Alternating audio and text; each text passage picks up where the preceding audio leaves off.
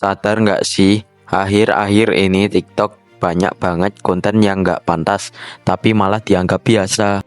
Bahkan ada yang mulai nggak malu lagi pamer aurat, berpose seksi, atau melakukan hal-hal yang bertentangan dengan nilai-nilai Islam.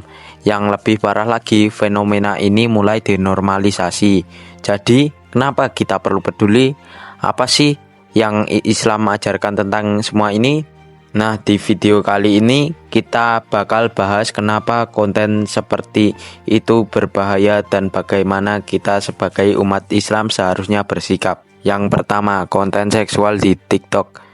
TikTok memang menjadi salah satu platform yang paling populer sekarang, tapi dengan banyaknya pengguna, nggak bisa dipungkiri banyak banget konten yang nggak sesuai dengan nilai-nilai Islam, mulai dari tarian yang sensual hingga pakaian yang terlalu terbuka.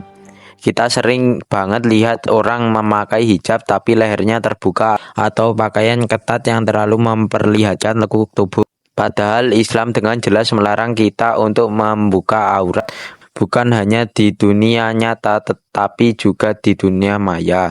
Rasulullah Shallallahu Alaihi Wasallam pernah mengingatkan sesungguhnya rasa malu itu adalah sebagian dari iman. Jadi kalau kita mulai kehilangan rasa malu, gimana kita bisa jaga iman kita? Yang kedua, Islam dan menjaga aurat. Dalam Al-Quran Allah memperintahkan agar kita semua menjaga aurat, terutama bagi perempuan. Firman-Nya dalam surah An-Nur ayat 31 yang artinya, dan katakanlah kepada perempuan yang beriman, hendaklah mereka menahan pandangan mereka, menjaga kemaluannya dan tidak menampakkan perhiasannya kecuali yang biasa nampak daripadanya. Jadi bukan hanya soal pakaiannya, tapi juga cara kita menjaga pandangan dan perilaku kita. Tapi sayangnya di TikTok kita sering melihat orang justru memamerkan tubuh mereka demi perhatian atau kepopuleran. Konten-konten ini bisa mempengaruhi banyak orang, terutama anak muda yang jadi terbiasa dengan hal-hal seperti ini. Tanpa disadari kita bisa mulai menganggap ini normal, padahal itu nggak sesuai dengan ajaran Islam sama sekali. 3. Tanpa normalisasi konten sensual. Kenapa sih normalisasi konten seperti ini bisa jadi masalah besar? Pertama, itu jelas merusak moral kita.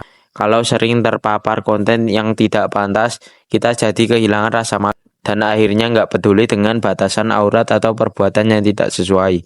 Kedua, ini bisa mempengaruhi orang lain. Kalau kita bikin konten yang nggak pantas, kita bisa jadi contoh buruk bagi orang lain, terutama yang lebih muda. Mereka bisa terpengaruh dan mengikuti perilaku yang salah. Padahal dalam Islam kita punya kewajiban untuk memberi contoh yang baik. 4. Apa yang harus kita lakukan? Lalu apa yang harus kita lakukan supaya nggak ikut-ikutan terjebak dalam arus ini? Yang pertama, jaga pandangan, hindari menonton atau mengikuti konten yang nggak bermanfaat atau yang bisa merusak moral kita. Fokus pada konten yang positif dan bermanfaat. Nomor 2, ingat tujuan hidup. Jangan biarkan like dan view di TikTok jadi tujuan utama kita. Kita hidup untuk meraih ridho dari Allah, bukan hanya untuk mendapatkan pujian manusia. 3. Bikin konten positif. Kalau kamu kreator, buatlah konten yang mengedukasi, menginspirasi, dan membawa kebaikan.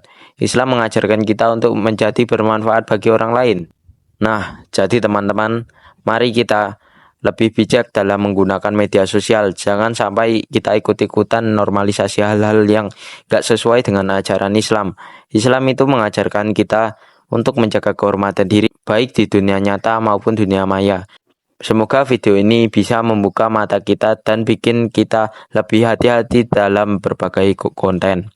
Jangan lupa, kalau kita bisa menjaga diri sendiri, kita juga harus membantu orang lain untuk tetap berada di jalan yang benar. Terima kasih.